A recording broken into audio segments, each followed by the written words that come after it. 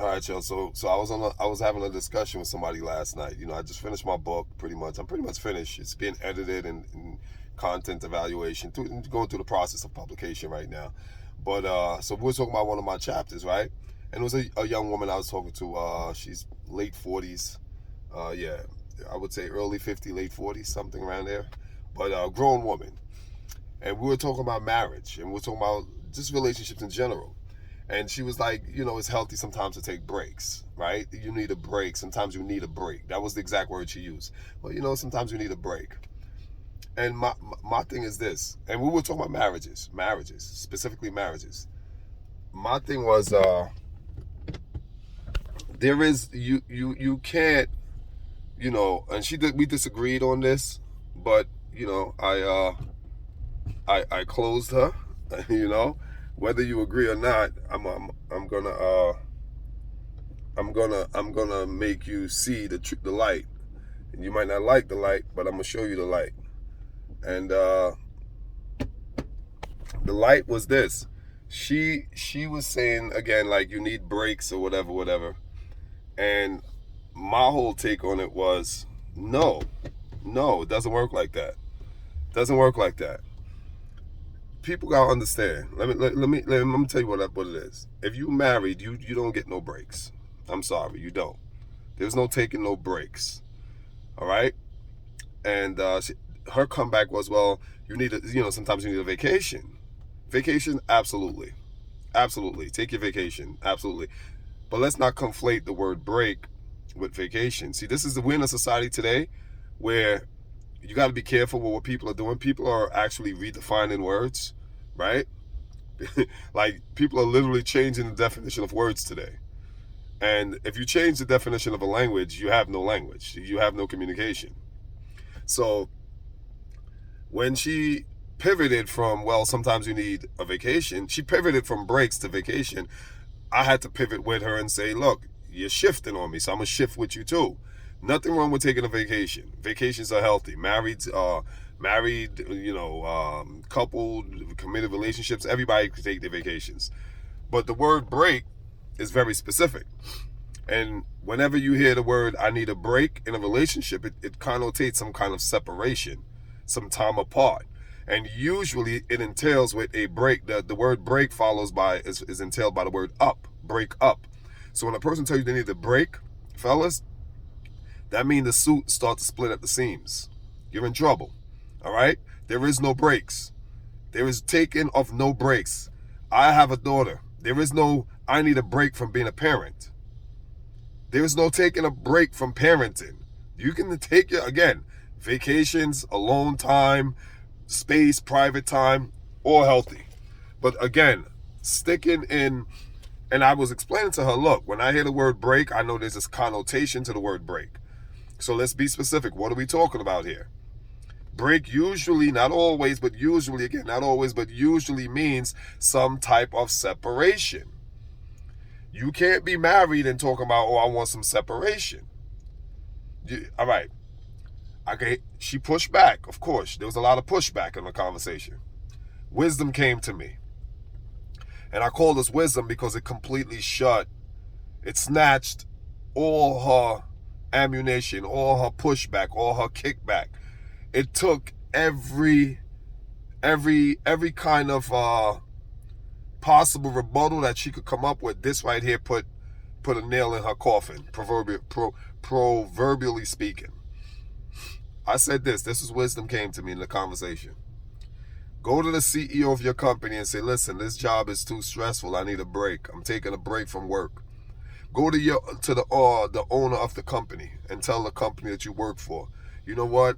I've been working here for 3-4 years. I'm really, like, it's getting to me. I'm taking a break. Go to your supervisor, your higher ups, and tell them, this job is too stressful. I'm taking a break. Now, I said that to her, and you could hear crickets. You could hear I could hear her heart started palpating a little bit faster. The rhythm of her heart started beating a little bit there, like boom, boom, boom, boom. There was like a little, you know what I'm saying, a little dance hall kind of rhythm going with her heartbeat. Her blood pressure elevated just a tad bit.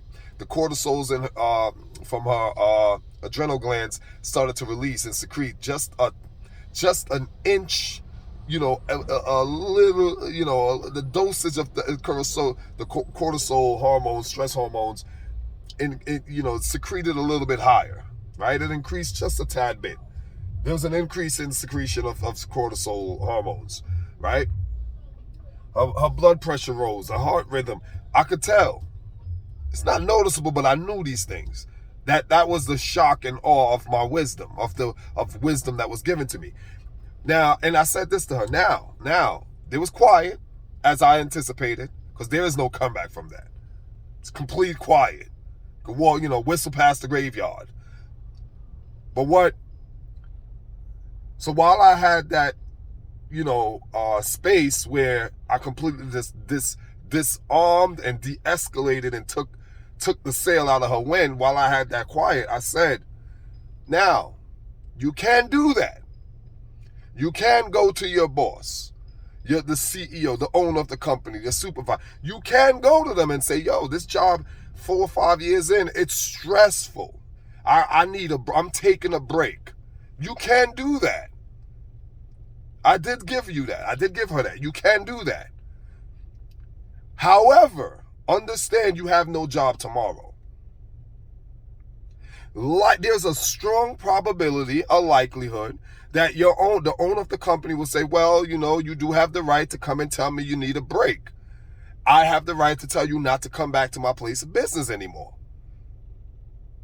You get what I'm saying?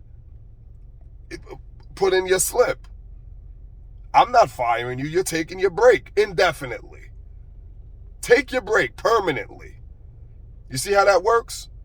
So if you can't go to your office and tell your supervisor I'm taking a break because the work, the duties, the responsibilities that I signed up for in this job has become too burdensome, I need a break, so I'm taking a break. If you can't do that, why in the world do you think you can go to your wife, husbands, and say, listen, the marital responsibilities, that the duties that I signed up for it's just too challenging, I'm taking a break.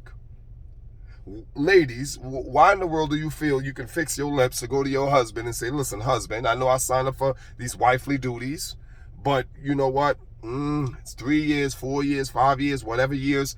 I'm tired. I need a break. You won't do that because, that's your source of income. That's your livelihood with your job. But you'll do that in your marriage, when that too is your livelihood. It is your source of income. Your marriage is your source of income. Make no mistake about it, because marriage is a business mixed with pleasure. So, yeah, that conversation kind of just signed, sealed, delivered. UPS, FedEx, email, whatever. It was done. There was no comeback. There was no pushback. There was a lot of pushback. But once I hit her with the you can't leave your job analogy, you can't break you from your job, it was really it was crickets. It was like you could hear the grasshoppers. So, that's why I said we all, including myself, are full of shit.